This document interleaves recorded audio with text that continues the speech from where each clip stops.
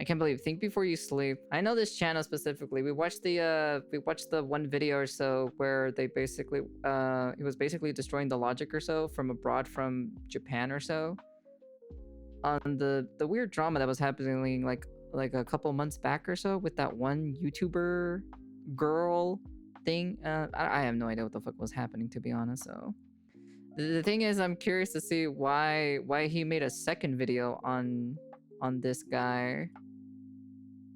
Why? If you are a large content creator, both literally and metaphorically, you should be willing to accept a degree of scrutiny. I know I do. Every time I release a video, people attack me for various things. Sounds good. I'm glad Chris is so open to criticism. For those of you who don't know, there's been a little drama going on in the Japan YouTuber space between Oriental Pearl and the owner of probably— Are you saying this shit? Wait, hold up. This shit is still going?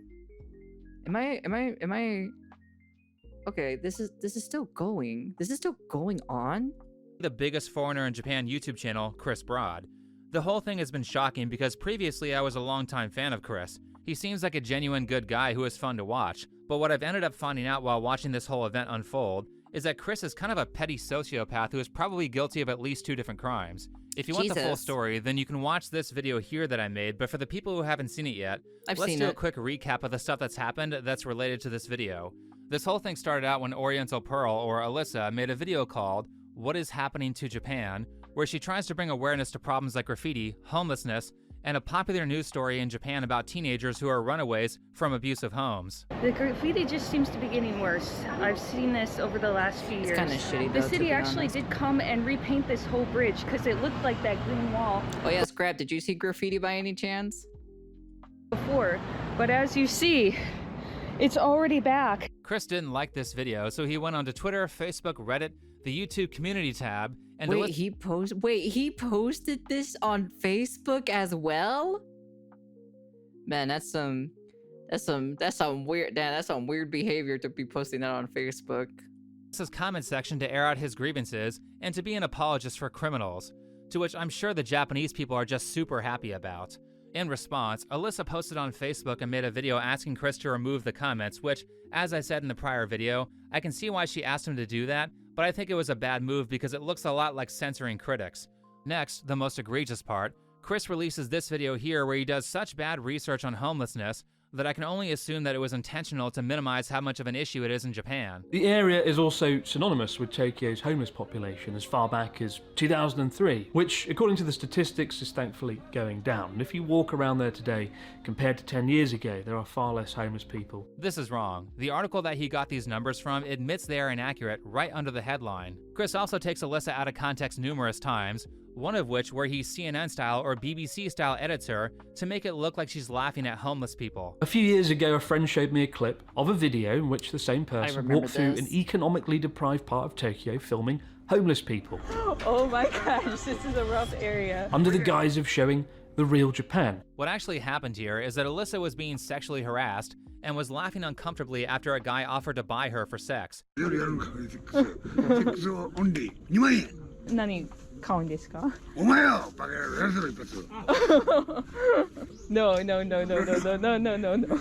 Oh my gosh, this is a rough area. Yeah. ちょっとやばい話です。大丈夫です。 Chris's edit of this moment very much looks like defamation, and in Japan, where they both live, defamation, I believe, is a criminal offense. Abroad in Japan, you should be ashamed of yourself. You knew exactly what you were doing. If you still have respect for the guy at this point, I question you. And last, Chris is Oh, it's not looking very good for abroad. For abroad, I'm not gonna lie. It's not looking very good so far. Ooh. A number of videos that look a lot like paid advertisements and hasn't exactly been transparent about being compensated in return for promoting companies like Japan Railways. In fact, it seems like in this one, he went out of his way to convince the audience that it wasn't an ad. This is a crime in America, and I'm not a Japanese lawyer, but I believe it's also a crime in Japan. Which brings us back to Chris's video, What is Happening to Japan?, where he has changed the pinned comment to respond to recent events. Now this comment has been edited multiple times, but for the sake of authenticity, I'm going to use the original. Over the past couple of days, an onslaught of channels, many of whom appear to be friends of the creator in question, have criticized this video and myself. An onslaught of channels? Chris, go fuck yourself. Your video alone got like 10 times the exposure that our videos got, which, by the way, was just 4 creators, and this is not including the additional 2 or so million views of exposure that Chris got because of all the people who blindly agreed with him. To sit here and call this an onslaught of channels against you and pretend that you're the victim here, when you started this and you by yourself have way more influence than all of us combined, is insane. Not to say that my channel is small, but Chris is friends with like PewDiePie and a ton of the most popular influencers on the internet. This is by no means a fair fight, and he is not the victim. I originally hoped to draw a line under the matter, but since a handful of viewers have asked for further context, I'm absolutely willing to elaborate. He's talking about me here. This comment was made in response to my video. Who else would he be talking about? He kept his mouth shut about this for over 3 weeks and conveniently had a response 2 or 3 days after my video released. But notice that just like how he blurred out Oriental Pearl's face and her channel name in his video, he did not cite any of the source material that he's talking about here in the pinned comment or let people know where they could find the criticism. It's almost like he doesn't want people fact-checking him by watching the source video. Yikes. And make no mistake, the reason he is saying something now is not because like 3 or 4 viewers wanted further clarification. It's because he likely was just caught committing multiple crimes. He doesn't want people to know about this, which is why instead of going on to every social media platform in existence to air out his grievances, like he originally did with Alyssa, he posts this response on the pinned comment of a video that's already got most of the views that it will get for the time being. So the millions of people who were misinformed by that defamatory edit he made of Alyssa won't see this response. Moving on, in CNN or BBC-like fashion, Chris starts his post off with a bunch of irrelevant filler bullshit content that he is using in the hopes that his viewers will get bored of reading before he actually responds to the most egregious allegations. This makes you look guilty, Chris. Anyway, so he starts his message out with whataboutism filler content about faces not being blurred. And just to quickly address this, clearly Chris knows how to use a blur effect, yet he didn't blur any of these faces either. So obviously he doesn't actually care. Anyway, let's skip all the word vomit and move on to the tiny bit at the end where Chris actually addresses a single issue that I brought up in my first video, which was the defamation claim. After this video was published, one edit to that montage was made, removing a couple of seconds of audio to avoid any potential confusion about chronology. This did not alter any argument or claim. Chris, you're full of shit. Also, technically it was 2 edits because he showed that moment twice. The moment in question is the one where he edits the audio to make it look like Alyssa's laughing at homeless people, when in reality, she's being sexually harassed by a guy who isn't homeless. I ain't gonna lie, But that's sure, a pretty shitty move. he did I'm it not to gonna make lie, that's a certain that scummy-ass people wouldn't move. be confused about the sequence of events. Don't worry, it didn't alter any of my claims. Except your claim is that Alyssa doesn't care about homeless people, which is ridiculous. Alyssa has been doing homeless outreach work for years. So his claim is that she doesn't care about society's most vulnerable, and she's treating them like some sort of exhibit at the zoo for her content. And he's saying this as he edits her out of context to make it look like she's laughing at them. That clearly does alter people's perception of her, and it obviously was an intentional edit.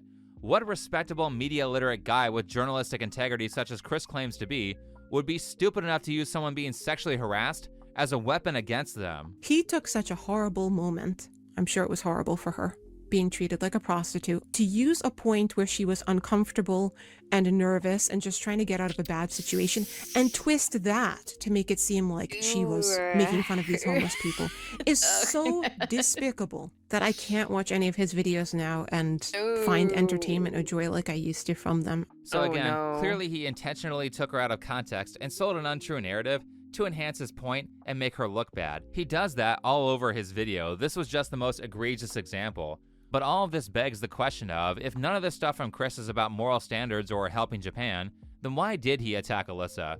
Well, why don't we go over some information that I held back on? I think a part of the reason is personal drama, and the other part is about politics. I mentioned in the prior video that it would be difficult to tell how malicious Chris is being without insider information. Here's primarily what I meant. Chris wants to pretend that he had no idea who Alyssa was before this event. I was accused of painting Japan as a utopia. I was accused of excluding her from my friendship group, somebody I've never met, never spoken to. He's trying to play word games here to make his audience believe that he had no idea who Alyssa was until like a month ago. That's not true. The Western expat community is very small, and it is very easy to randomly bump into other expats, especially if you both live in Tokyo. Yeah, of Chris course. absolutely knew who Alyssa was before this whole event. He admitted to bumping into her before on a Sora the Troll livestream, and you can even see him slip up during the video where he's like, I don't know her at all. So anyway, a friend showed me this video of hers a few years ago. That being said, here's what I held back on in the previous video. I have Discord leaks of Charla, Chris's fiance, talking about Alyssa from as far back as 2022. Here's the reason why there is animosity between Chris and Alyssa. You can see here that one of the members is sort of complimenting Oriental Pearl or Alyssa, and Charla chimes in and says that Alyssa wrote some mean comments on her YouTube page. And then it ends with someone complaining that Alyssa called out some scammers who are pretending to be fluent in like 15 languages for money. I wonder why they would have an issue with that. But the next question is, what was said? So I asked Alyssa for more context. That's interesting. The exact videos from Charla have since been deleted, but Alyssa remembers having about 100 subscribers at that point, and Charla was making a lot of cat videos, like a lot of cat videos. So in response, and as a fan during this time, Alyssa said, "I'm not really feeling these cat videos. How terrible, she's so mean." The second comment that Alyssa made was on a video with Charla and her ex-husband, where his head was cut out because he didn't want to be on camera, and Alyssa said that was kind of awkward. That was it. Multi-year grudge because of a couple of comments that are basically just viewer feedback from someone who wasn't really a YouTuber at that point. And because of that, Charla has been doing things like gatekeeping Alyssa from going to local events that other people want her at. So basically a lot of the attacks from Chris are because Charla hates Alyssa over some petty bullshit. Well, maybe she also hates her out of jealousy because Alyssa has been married to a Japanese guy for multiple years now, whereas how many years were Charla and Chris together and unmarried? Close to a decade? And I thought VTuber drama was bad. To be honest, wasn't expecting. I was kind of expecting something like this, but then I wasn't at the same time. But it's kind of crazy to kind of be hearing like the stuff that actually like what he's basically explaining and everything. It's wow, it's pretty petty, I'm not gonna lie. 3-year engagement, holy shit. That doesn't sound like someone who has a lot of faith in their relationship. A little life advice, if you want someone to trust you, Charla, then I would highly suggest that you refrain from shooting OnlyFans content. I'm sorry, that was petty. I shouldn't have said that.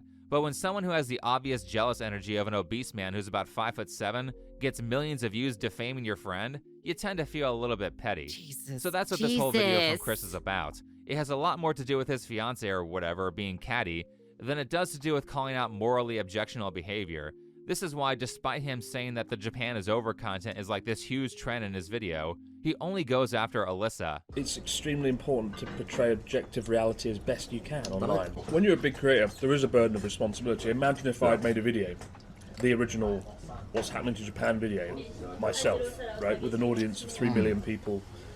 Some people, rational people, would have called me out and been like, "Chris, mate, a bit of graffiti and some bin bags is not Japan." But a lot of people would have been, "Oh, Chris is a that's figure friend. of several million followers. I respected some of his previous videos. He's right on this." And I am in a position to shape opinions. I mean, in reality, it seems like you're very aware of what you can get away with because people see you as an authority figure, and you actively exploited that to attack a creator that you don't like. He doesn't care about any of this shit morally. He's doing most, if not all, the bad things that he accuses her of, which is why I think this is far more about personal drama his fiance has than it is about morality.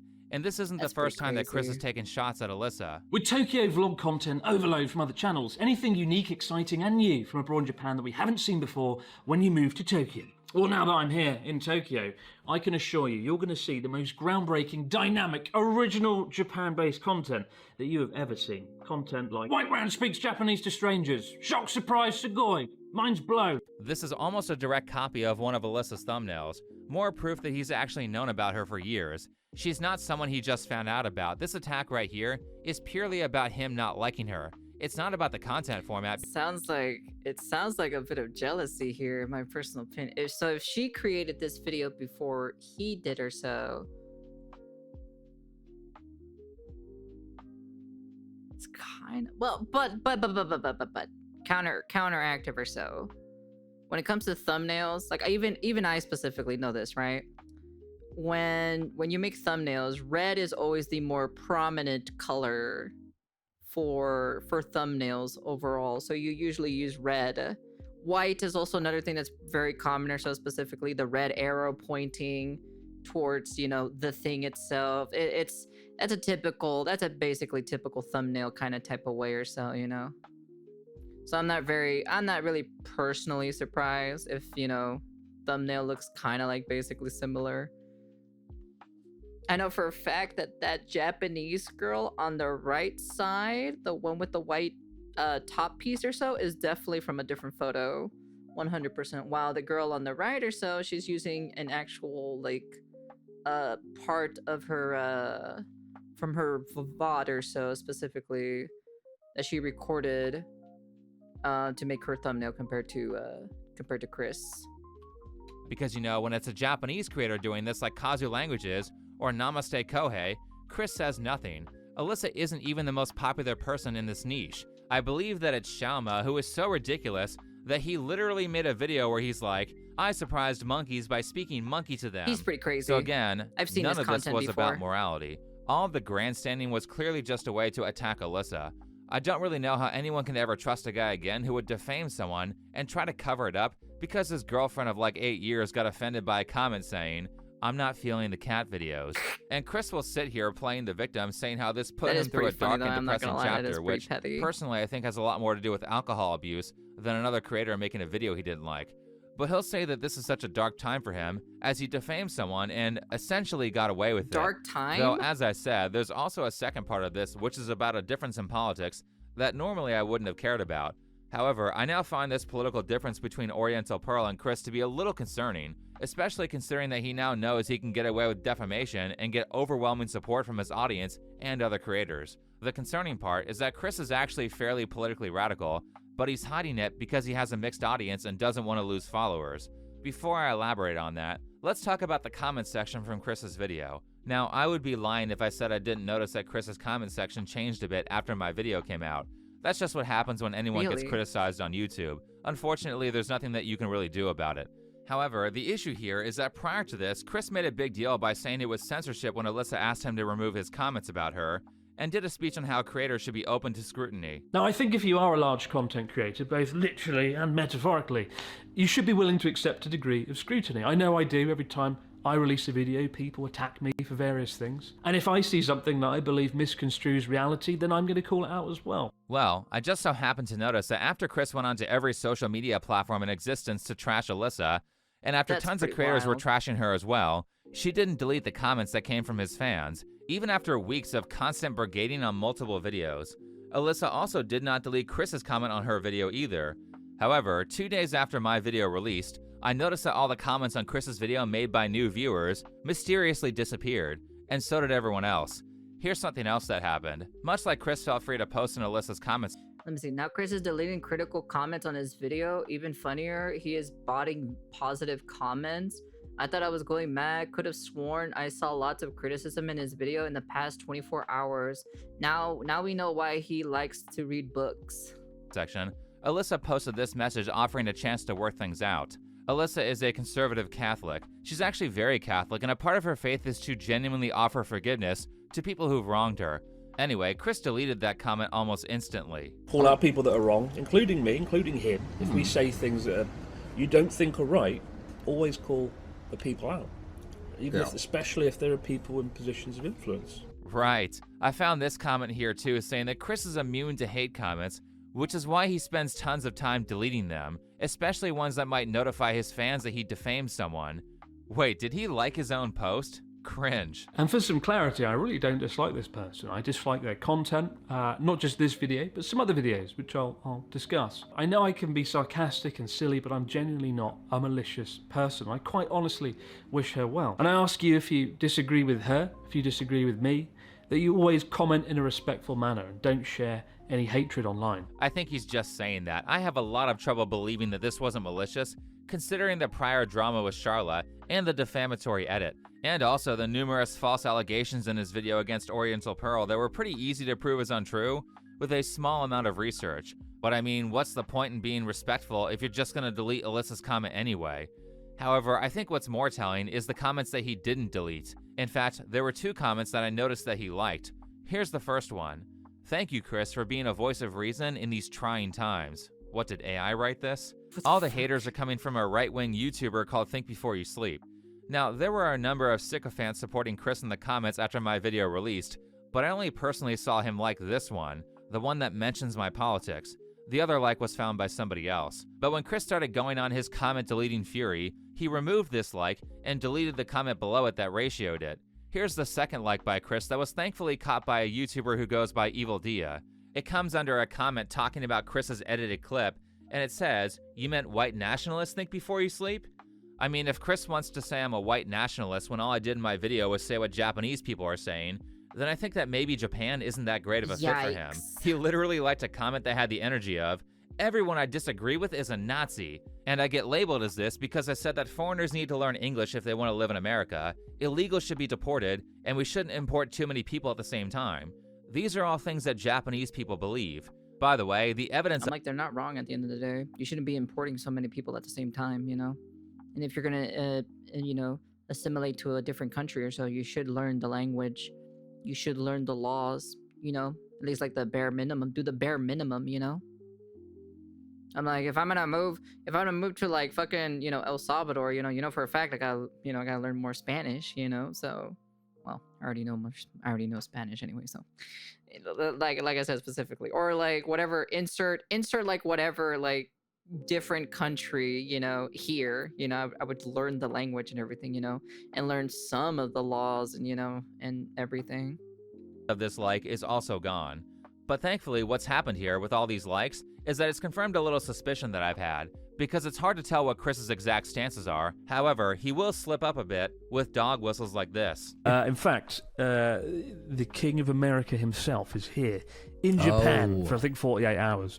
Right. Mr. Trump, President Trump is here. There's also this little moment here when he talks about the menu from when Japanese Prime Minister Takaichi and Trump met. I've just found the menu for what they had for lunch. They had the Prime Minister had lunch. Here's what they had. I mean, the steak sounds good. Don't know about the rest, but what do you reckon? Would you be happy with that if you're the dictator?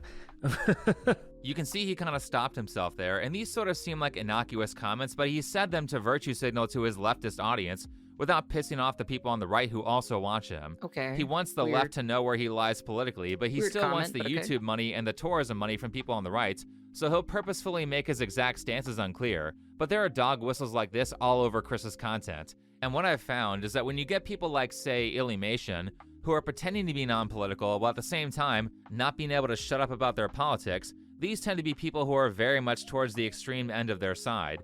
Make no mistake, if you scroll back far enough, you can see— I think the reason why they don't go that extreme or so is because they don't want to lose that side of the audience and the money revenue. I think that's the reason why. Less calculated Chris expressing some Trump derangement syndrome on Twitter.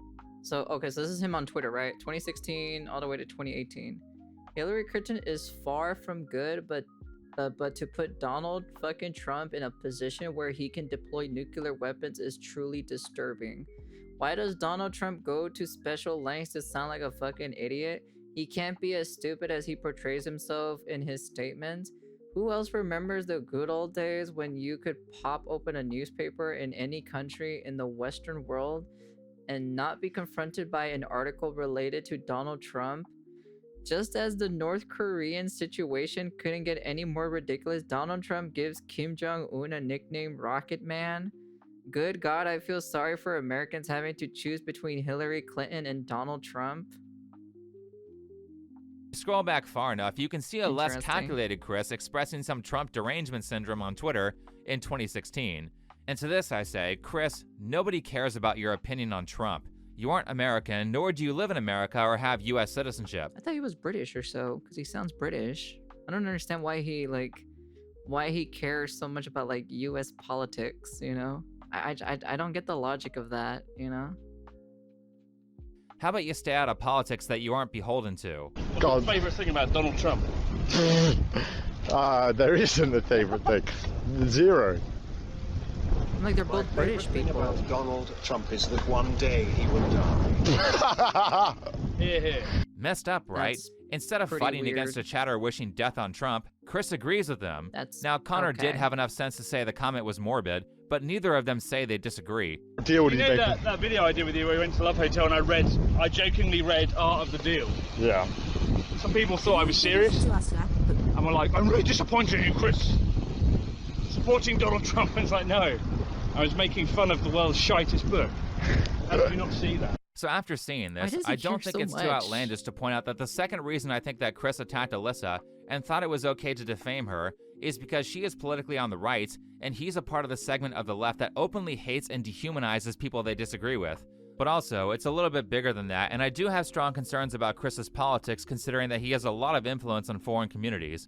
And that's not just his channel in itself, but also all the channels that he influences through his friend group and his tourism brand agency, Sekai Studios. These are huge. Chris and his trash taste friend group have a lot of influence. And that's not to say that tourism is bad or immigration is bad, but in Japan it's gotten ridiculous, and Chris has repeated the sentiment that he is unhappy when there isn't a constant flow of tourism. Both the Lost Bar team and the JJ Esim team, right, both must be like, Chris, oh my god, numbers are low, there's less people in the bar, what's going on? I'm like, have you not looked out the bloody window? It's Suyu, it's rainy season. For all of June, it basically rains and it doesn't stop, and no tourists come Japan. Like, the number of tourists massively drops off a cliff. It's a good time to come here, though. Right, just make sure the local population never has a break from over-tourism. I think I already established that Chris has a huge profit motive in helping drown out Japanese culture with a constant flow of tourists. But this isn't the only concerning thing that he has promoted. The number of foreigners working in Japan hits an all-time high. 25% come from the same country. It's quite a cool thing to see.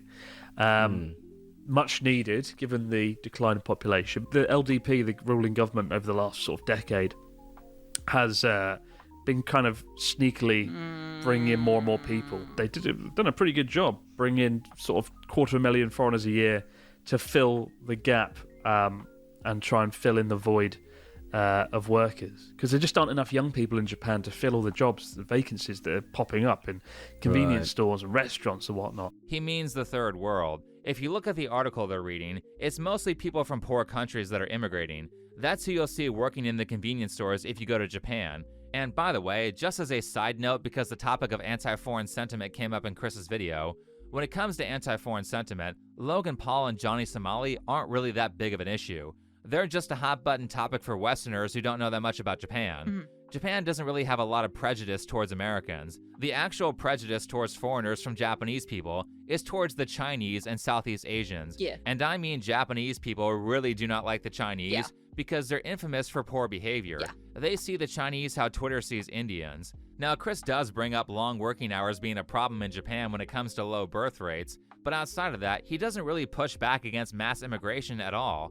Instead, he's like, no, actually, it's a good thing to destroy Japan's culture by importing infinite poor people who will accept lower wages and lower working conditions, just like they do in the West. You know, I think people are shocked and surprised when they go into a store and they don't see Japanese workers anymore. It's quite a big change, quite a big deal in Japan, I think. Yeah, it's quite a big change. I think this is a retarded solution to the problem, and we should all be rejecting the idea of globalism, where the entire world is just a blob of every kind of person, and nothing is actually unique or rich in culture like Japan. And while it is true that labor shortages can... This is one of... Okay. I was gonna say, this is like one of the positive things why I think Mexico will always be Mexico. Because you know for a fact that, like, if Americans try to go to Mexico, they wouldn't be able to handle it because you have numbers of things, okay? You have the cartels. maybe cartels aren't so bad. Maybe they are the gatekeepers against the Western ideology. You know what? I might take back my statement on cartels. To be honest, maybe keep the cartels. You know. Be a problem. Chris's solution to this issue is becoming vastly unpopular with Japanese people.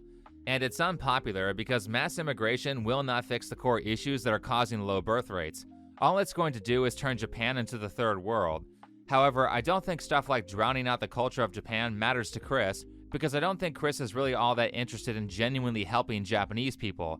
I think he just sees it as a place to profit. The reason I think that is because of something else that I held back on from the previous video. I don't think Chris speaks Japanese. I don't think he cares enough about Japanese people to learn the language, and apparently, I'm not the only one who feels that way. Because honestly, I don't know if Abroad in Japan is fluent at this point. I don't think he is. Out of the two, I would say Oriental Pearl is probably a better speaker, which could be part of the problem. Honestly, I thought I was the only one who thought it was incredibly suspicious that you can never find Chris speaking more than like 3 words of Japanese, outside of maybe 2 videos that were made years ago. In one of them, he goes to a Japanese language learning school, and his Japanese is so basic that they had to put him in a beginner class despite having lived in Japan for almost 7 years at that point. During the video, not only is his pronunciation horrendous, and I can't emphasize enough how much Chris butchers the Japanese language in his videos, so not only... Even my Japanese is pretty minimum too as well, but even I can do like, I can do pronunciation pretty well for some words or so. That, but if you know Japanese, you can see that he mistranslates these specific nuance of what's being said in the subtitles. 人前自己紹介怖いね。じゃあイギリスの出身ですが、6年間ぐらい日本にずっと住んでました。今仙台に住んでYouTube という仕事をしてます。じゃあよろしくお願いします。今日。Thank you very much. はい、クリスさんはいつ日本へ来ましたか？6年前に。はい。These subtitles are wrong. The teacher said, "When did Chris come to Japan?" And the students responded, 6 years ago. Chris's translation was, "How long has Chris been in Japan?" And the students responded, 6 years, which... Damn. That's interesting. Which is wrong. Now, this may seem super nitpicky because he got the gist of it correct. However, he makes multiple nuance errors in his translation throughout the video, and the problem is that this Japanese is very basic. This type of conversation is the first thing that you learn in Japanese study, and if he's making nuance mistakes on stuff this basic, close to 7 years after you moved, then he did not put that much effort into studying, which means there's no way that he understands any complex Japanese. And it shows in other content even when he's not speaking that much. For example, in this video that was in my first video about Chris, I noticed something that I didn't really elaborate on because other people that are more fluent than me fought me on it because Chris has been living in Japan for 13 years, of course he can speak Japanese. So in this video, I noticed that not only does he fail at basic pronunciation and stumbles a lot when speaking despite only saying 3 words at a time, he's speaking in short sentences because it makes it easier to hide how bad he is. That's a technique that fake polyglots use a lot. So not only that, but the Japanese lady is using a lot of borrowed English words instead of the Japanese words for them to help him out, and she's gesturing a lot to indicate the meaning of the words that she's using. Business はどうですか？あれね、クリスが来てくれてから、YouTube に上げてから、そう、外国のお客さんがいっぱい来てくれるようになって。Oh my god. どちらの国から来ましたか？オーストラリアとか、カナダからも来た。どうやってコミュニケーションできますか？もうとにかくこうジェスチャー、Thank you とかね、もうでお茶飲むとかね、もう。For those of you who can't speak Japanese, to put it simply, she's speaking to him like a retard, despite him living in the country for 7 years at that point. Now, Chris did release this video here around a year prior, where he is noticeably better, despite still speaking low-level Japanese, so either he cheated with scripting and editing, or he got worse over time.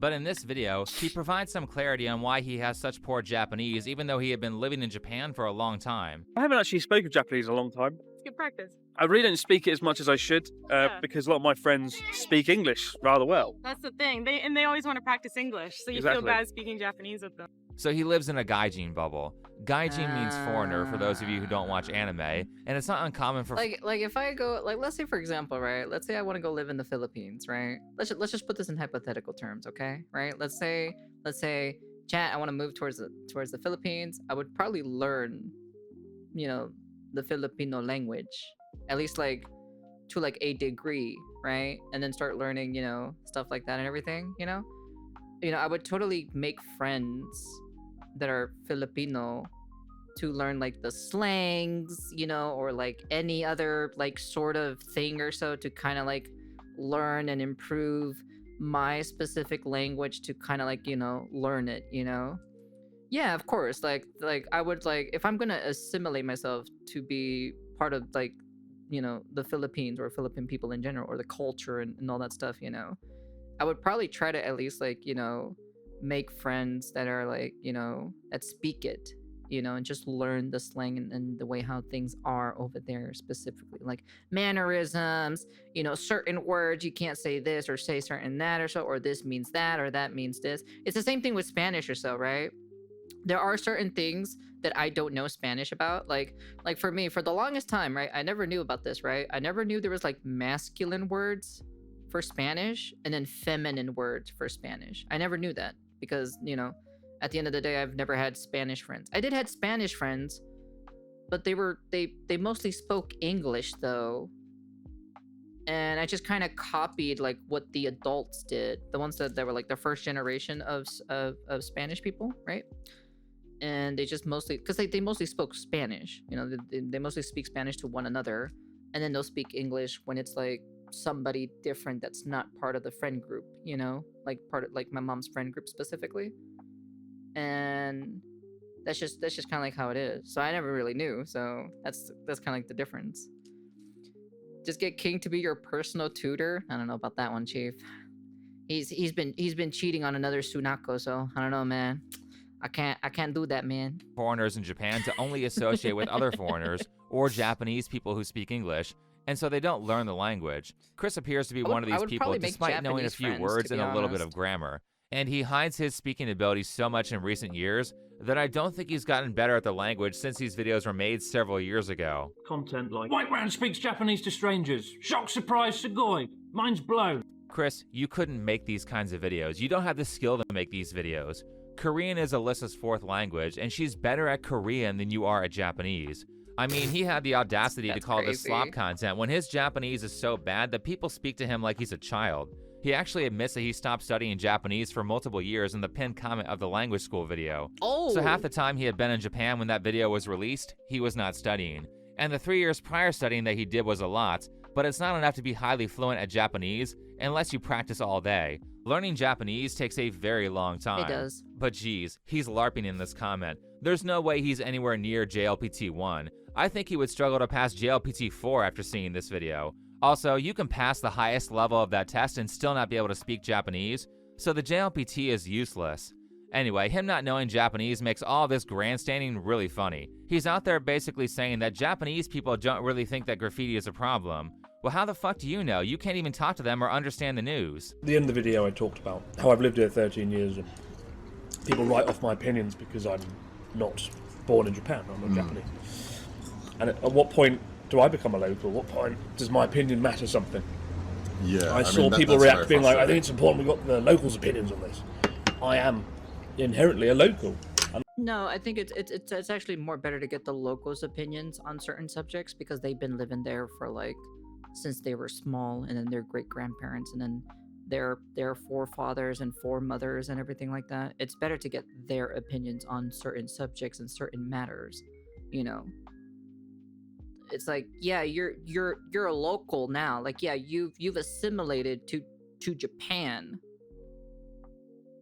but you're not a true-blooded like Japanese person who has lived, breathed, eat, and shit there, you know, like their forefathers and their foremothers, you know. They know a lot more than you do. Yeah, you can do your research and everything like that, which is fine. There's nothing wrong with it at the end of the day. But getting someone from like who has lived there for many generations or so, and having their stories passed down to them or whatnot, right? It's better to get their opinion on the matter because they were there living it, you know. So I lived in Meguro for 3 years or so, but at what point do you become a local? What point does your opinion become valid? It counts when you can speak the language, Chris. If you're not going to learn it, then leave. Go back to England. Alyssa was taking college courses in Japanese at the 6-year point, yet at that point, you couldn't even handle Harry Potter or say basic sentences without stumbling. How am I supposed to believe you have an informed opinion on the ideas of Japanese people when you can't even speak to them on a level higher than a 6 or a 7-year-old? I had people attack me this year. They'd be like, well, Chris is wrong, he's just a foreign guy living in Japan. You know, we had some things happen earlier on this year, which I won't dredge up, but people were ruling out my opinion because I wasn't Japanese. Let me clarify that because I think he's being unclear here on purpose. He had Japanese people attack him for stupid opinions that he had. I mean, Chris, you're the exact kind of entitled foreigner that everyone hates in places like America. You don't speak the language, you advocate in favor of things that Japanese people don't want, like vandalism, and you're like, yeah, what Japan really needs is a ton of poor people from foreign countries who won't learn the language to move here and replace the local population. Then you go and defame someone who's actually trying to help the Japanese. I'm sorry, I guess your film studying hobbies were more important than learning the language and respecting the culture that's invited you in. Anyway, it's actually insane how easy it was for Chris to defame Oriental Pearl because basically no one fact-checked him. I think the lesson of the day here is that we shouldn't just blindly believe people, especially if they aren't very transparent about their sources. Like maybe if, say, a former professional doxer named Candace Owens starts citing her dreams as a resource, you should be suspicious. Like I just said, had a vivid dream this weekend, and Charlie came to me and he told me that he was betrayed. And so for me, you don't have to believe that, but I do believe that. And it was the immediate sense I got, actually. And I don't know who exactly it is that betrayed him, but I also felt in the dream that it is soon going to be revealed, that it's actually inevitable that it is going to be revealed, that there is nothing and no one that is going to stop the truth from coming out, and it is going to have international consequences. Take that to the bank. Quote me on that. You should probably just laugh at people like this instead of giving them millions of views. That's really the issue here. It's the lack of ridiculing people for not being transparent about their resources. Anyway, thanks for watching. Follow me on Twitter, and I'll see you in the next video. What a great video. That was really a good video, to be honest. Open to criticism means I am only telling you this to appear humble, but don't you dare actually criticize me. Can't believe YouTube kept this video from me for 35 seconds. Sir, the second video has hit a fraud in Japan. Level 4 unemployment drama. The guy really uploaded this right as I was getting into bed. Time to think before I sleep, I guess. Can't expect anything from a friend of Hassan Sparker. What a good video, to be honest. This is a very interesting video. Chris, the guy in those same things being better in the Japan meme.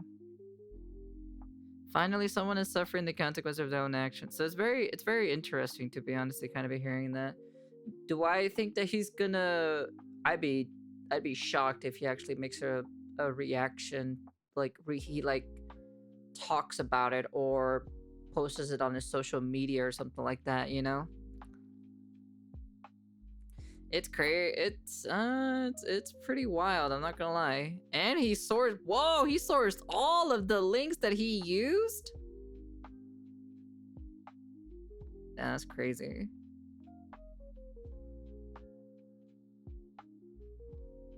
Damn, that is wild to see that. Interesting.